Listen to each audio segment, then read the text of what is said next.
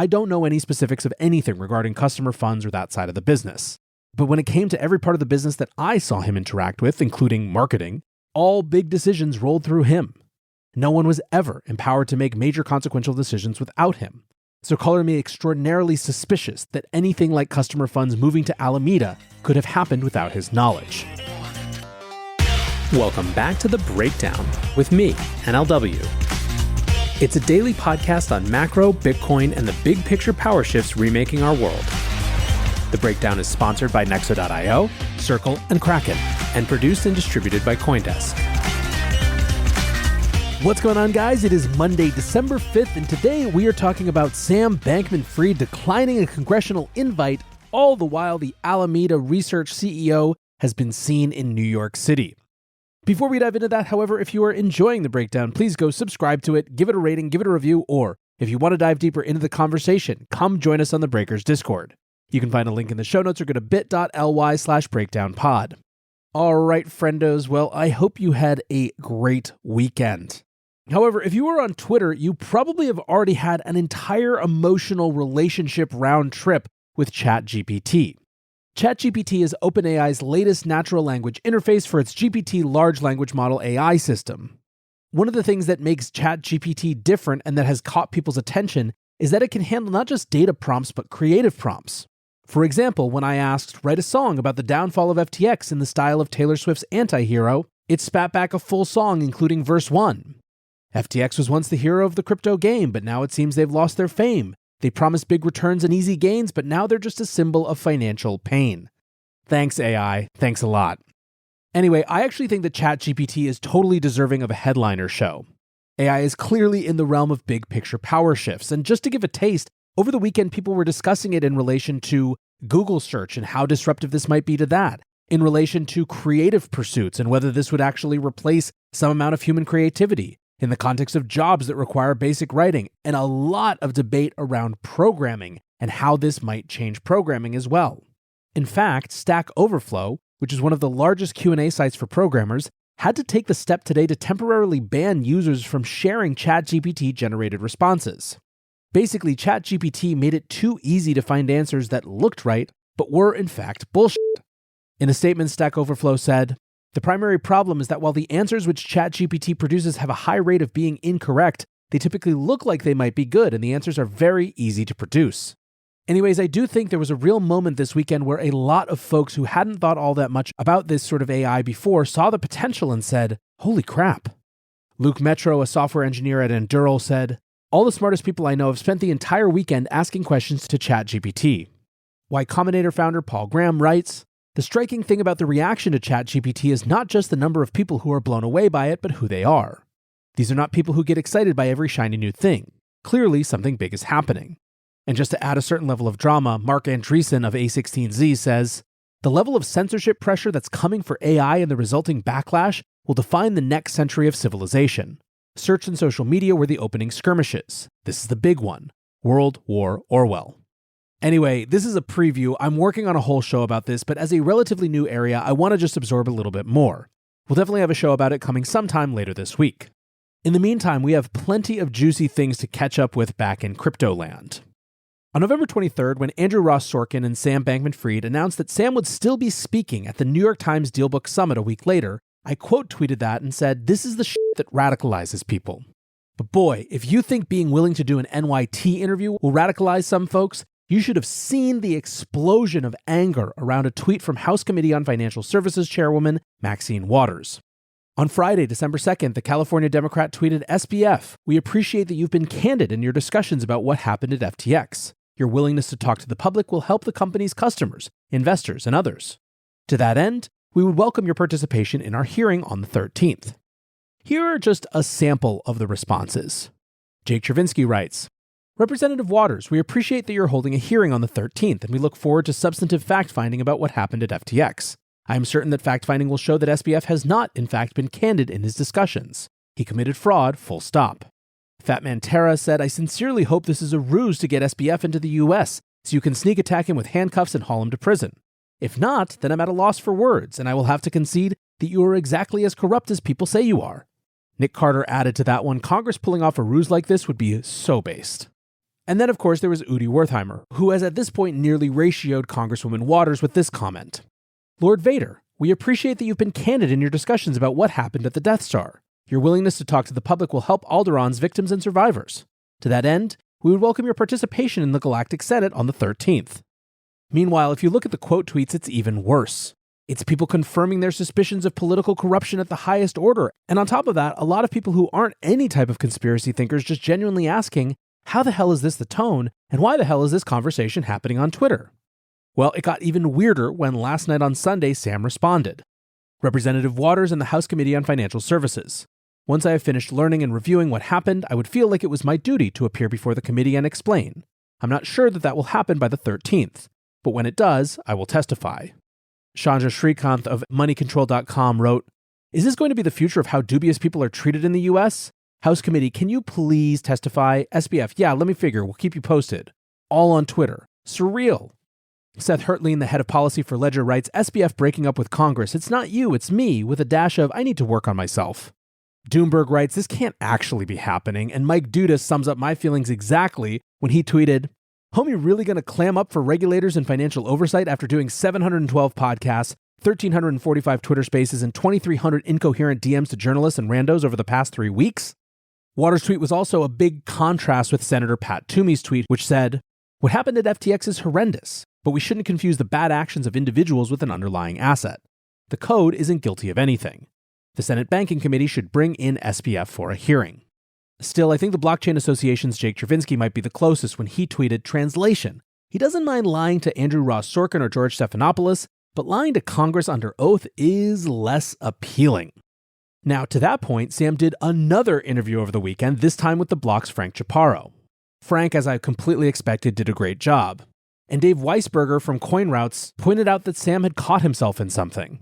He writes, when Sam said he is embarrassed by not knowing about the no liquidation accounts, that is an admission he lied in testimony to the CFTC and likely Congress. He specifically cited statistics on FTX systemic risk and performance of the engine. Later in the interview, when Sam admitted to seeing high-level balance sheets and P&L graphs, Frank created an aha moment. Either they were falsified, criminal, or he would have known the extent of specific losses from Luna, GBTC, etc. Now, when someone asked Dave to clarify, saying there's a difference between lying directly and holding contradictory narratives, in what way did he directly lie? It's important to be very explicit. Dave followed up and said, he cited statistics on the performance of FTX's risk engine, saying there was less than a fraction of 1% of losses to the FTX internal insurance fund. He said this in the context of systemic risk to all the other clients of FTX. In context of the hearing, he argued for a model where losses were confined to collateral posted, and the exchange clearinghouse combination managed risk without socializing losses. He spoke authoritatively and claimed complete knowledge of the working and performance of the engine. Now, my strong feeling at this point, and I don't begrudge journalists or content creators who continue to do interviews with Sam. It's fairly naive to think that they won't, although I also admire those who are taking principled positions right now to not do so. Anyway, my position is that there is nothing more really to be learned by interviewing Sam. There might be more lies to catch him up in and inconsistencies, which may be useful in court later, but by and large, Sam has a story and a narrative now. Every day that goes on, he remembers less and less of the important details and distances himself further and further from having had any agency. I will say again that I don't know any specifics of anything regarding customer funds or that side of the business. But when it came to every part of the business that I saw him interact with, including marketing, all big decisions rolled through him. No one was ever empowered to make major consequential decisions without him. So color me extraordinarily suspicious that anything like customer funds moving to Alameda could have happened without his knowledge. In an ecosystem where innovation is the norm, it's the basics that are in the spotlight. Nexo is a company that has never put the safety of clients' funds in question. With over 50 global licenses, $775 million in insurance, and a real-time audit of custodial assets, Nexo sets an example for security standards in the industry. Apart from keeping their 5 million clients safe, Nexo has kept building. They've just announced their non-custodial smart wallet. Visit nexo.io, that's Nexo.io, and sign up today. This episode is brought to you by Circle, the sole issuer of USDC, and a leader in crypto that's held to a higher standard. USDC is a fast, safe, and efficient way to send money around the globe. USDC is always redeemable 1-to-1 for US dollars and has over $45 billion in circulation as of October 13th, 2022. Plus, Circle posts weekly reserve reports and monthly attestations of reserve capital, letting users know that USDC is safe, transparent, and compliant with regulations. Just go to circle.com/transparency to see why USDC is a trusted stablecoin. As one of the largest, longest-lasting, and most secure exchanges, Kraken continues to set the industry example for transparency and trust. Regular proof of reserves audits verify your balances are backed by real assets. Industry-leading security keeps your funds and information safe. And award-winning client engagement teams are available for support 24/7. Buy crypto instantly with fast, flexible funding options on Kraken. Download the Kraken app on Google Play or the Apple App Store, or visit kraken.com/breakdown to join.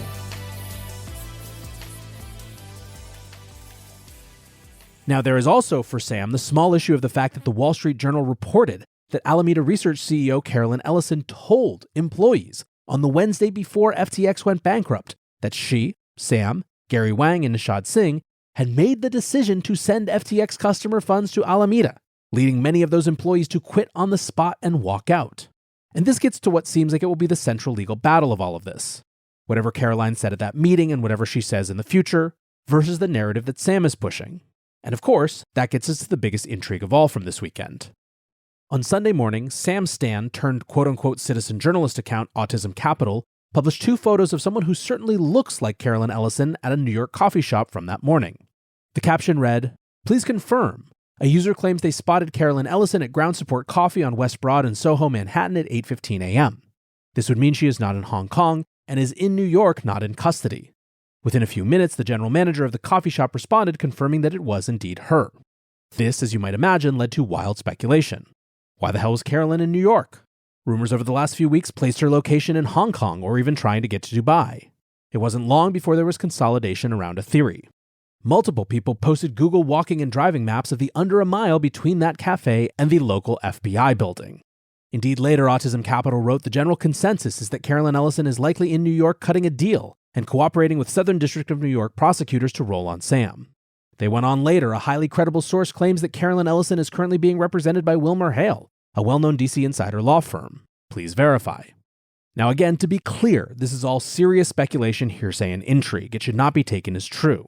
The only reason I'm willing to share it here is that 1, this has basically been all anyone is talking about on crypto Twitter, and that 2, this Autism Capital account has become a central hub for people with real information to share it anonymously since this all went down. So, giant grain of salt, but make of that what you will. What's more clear and for real from Friday is that the US Department of Justice wants a fraud investigation into FTX. The Department of Justice filed court documents in the FTX bankruptcy proceeding on Thursday requesting an investigation. The DOJ, which was already looking into the matter, now wants the bankruptcy court to appoint an independent examiner to probe potential wrongdoing that may have led to the collapse of FTX. The filing said, quote, "An examiner could and should investigate the substantial and serious allegations of fraud, dishonesty, incompetence, misconduct, and mismanagement by the debtors." In the same filing, the DOJ described FTX as the fastest big corporate failure in American history. The DOJ claimed that there is a substantial basis to believe that CEO Sam, along with other managers, quote, mismanaged the company or, quote, engaged in fraudulent conduct. According to a Bloomberg report from Thursday, the U.S. Attorney's Office for the Southern District of New York and attorneys for the SEC's Enforcement Division have sent requests for information to crypto investors and trading firms that worked with FTX. Now, meanwhile, in the court filing, the DOJ said an examination would be preferred to an investigation because the former can be made public. They say this is, quote, especially important because of the wider implications that FTX's collapse may have for the crypto industry. Point being, this is getting more, not less, messy. Now, rounding the show out with a couple more bankruptcy-related updates. Liquidators for failed crypto hedge fund 3 Arrows Capital have seized $35.6 million from bank accounts held in Singapore. This is the largest portion of money gathered by liquidators since the firm collapsed in July, leaving $3.5 billion owed to creditors. During the latest court hearing, liquidators blasted 3AC founders Kyle Davies and Su Zhu for talking to the media when apparently they continue to be uncooperative with the bankruptcy proceedings. Teneo, the New York-based liquidation firm acting in the case, said during the hearing on Friday that they have only had one phone call with each of the founders in August and that Su and Davies have failed to provide a complete set of financial records. Jen Weisner, a features writer at New York Magazine, live tweeted the hearing and basically said it was crazy. 3AC's liquidators are currently slamming Su Zhu and Kyle Davies for non-cooperation and accusing them of making improper payments for the yacht Much Wow with company funds. I'm still in the hearing. Sue and Kyle aren't present. It's about as wild as bankruptcy hearings get. The liquidators' position is the founders' behavior shows they have something to hide. 3AC's liquidation lawyers and the judge are now debating whether they can serve Su Zhu and Kyle Davies subpoenas via Twitter because they haven't been able to reach them any other way. No one is sure if this has ever been done before. The judge doesn't even think a Twitter subpoena will work because both Sue and Kyle may have given up their U.S. citizenship and are hanging out in non-extradition places like Bali and Dubai. Not only were Sue and Kyle absent in the 3AC hearing, their lawyers skipped it too. I'm told they were, quote, very aware it was happening.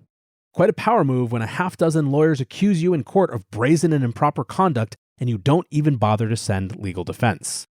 Kyle and Sue both seem like they want to talk about this explicitly everywhere they're allowed to, so I'm sure we'll be hearing more of their side of the story in the months to come as well. And then there is Genesis. I'm honestly shocked that we haven't heard anything from Genesis or parent company DCG, who also owns CoinDesk. However, into that absence is coming legal action. Last week, the Financial Times reported that customers at Gemini Earn, which is a pass-through service for Genesis products, had sought legal representation for negotiations with Genesis. That group of creditors are owed $900 million, according to the report. A second group of Genesis creditors with loans amounting to an additional $900 million are now being represented by law firm Proskauer Rose, according to CoinDesk sources. A third group of creditors is still organizing and is being represented by Kirkland & Ellis, which is the law firm representing both Celsius and Voyager Digital in their bankruptcy proceedings. In a letter to investors in late November, shortly after halting withdrawals, Genesis said it had, quote, begun discussions with potential investors and our largest creditors and borrowers, including Gemini and DCG, to agree to a solution that shores up our lending business, overall liquidity, and addresses clients' needs. This is, of course, the last that we've heard about it. On Sunday, Messari's Ryan Selkis walked back some research that he and Messari had shared last week suggesting that things might not be as bad or at least would be survivable over at DCG, and basically still no one has any idea. Until DCG and or Genesis speak up, we just don't know. And for what it's worth, whether Genesis and or DCG are going under or they're going to get out of this alive, I don't believe the industry can really move forward until they do. It has now been 2.5 weeks since the last public statement. That tends not to be a good thing when it comes to this space. I know that there are some things that have to be dealt with behind closed doors, but I would suggest, humbly, that the industry could use a little update pretty soon. Anyway, for now, I want to say thanks again to my sponsors, Nexo.io, Circle, and Kraken for supporting the show, and thanks to you guys for listening. Until tomorrow, be safe and take care of each other. Peace.